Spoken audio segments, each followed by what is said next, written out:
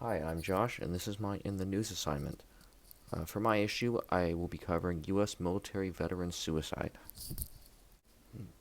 This is the ongoing problem regarding the high problem of suicide among U.S. military veterans in comparison to the general public and other occupations.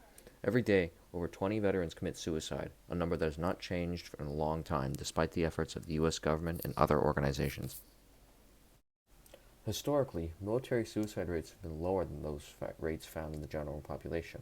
Rising suicide rates among service members and veterans over the past decade have raised public and professional concerns. The suicide rate differs for different branches of the military. For example, the standard suicide rate was 20.2 per 100,000 for the active members of the military. For the reserves component of the military, there were 24.7 per 100,000. And for the U.S. National Guard, there was 27.1 per 100,000 suicides. Veterans account for 18% of all adult suicide deaths in the United States. This is despite the fact that veterans only represent 8.5% of the total U.S. population, highlighting the disproportionate number of suicide deaths. In 2012 alone, an estimated 7,500 former military personnel died by suicide. More active duty service members succumbed to suicide that year than were killed in combat. In 2013, the United States Department of Veteran Affairs released a study that covered suicides from 1999 to 2010, which showed that roughly 22 veterans were dying by suicide per day, or one every 65 minutes, while an analysis in 2013 found that the suicide rate among veterans was about 30 per 100,000 per year, compared to the civilian rate of 14 per 100,000. The number of suicides differs by age group. For example, 31% of these suicides were by veterans 49 and younger, while 69% were by veterans aged 50 and older. As with suicides in general, suicides among veterans are primarily male, roughly 97%, with 3% female. Suicide rates were found to be greater among LGBT military members.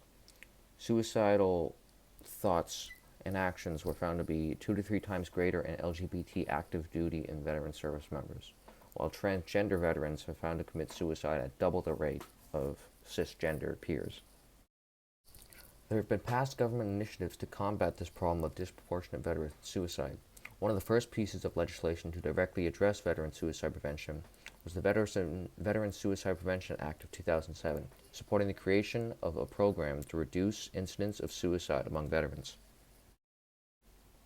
Components of this program included things such as a 24-hour mental health care for veterans and a toll-free crisis line. As per the causes, combat veterans were more likely to have suicidal thoughts and actions if they were suffering from PTSD and depression. A study done by the Department of Veteran Affairs discovered that veterans are more likely to develop symptoms of PTSD for a number of reasons, such as longer times at war, lower level of education, more severe combat conditions, other soldiers around them being killed, brain and head trauma, and a multitude of others. Despite the long history of this problem and the many attempts to combat it, little, if any, has been done to actually fix this problem. My article covered this issue being addressed in Congress in March of last year. Some of the things that were brought up included the lack of results by the government and the Department of Veteran Affairs to put an end to this crisis. It was acknowledged that there was no single cause to the problem, as reports and experts have pointed to PTSD, misuse of medication, traumatic brain injuries, financial issues, family problems, military sexual assault, and combat experience as all causes. However, a substantial portion of suicides are committed by those who do not even deploy. In 2018, for example, 41.7% of service members who killed themselves had never deployed to a combat zone. The fact that guns play a large role in veteran suicide was also discussed. As is the same with the civilian population, the overwhelming majority of service members who die by suicide are white enlisted males under 30, predominantly using firearms to commit suicide.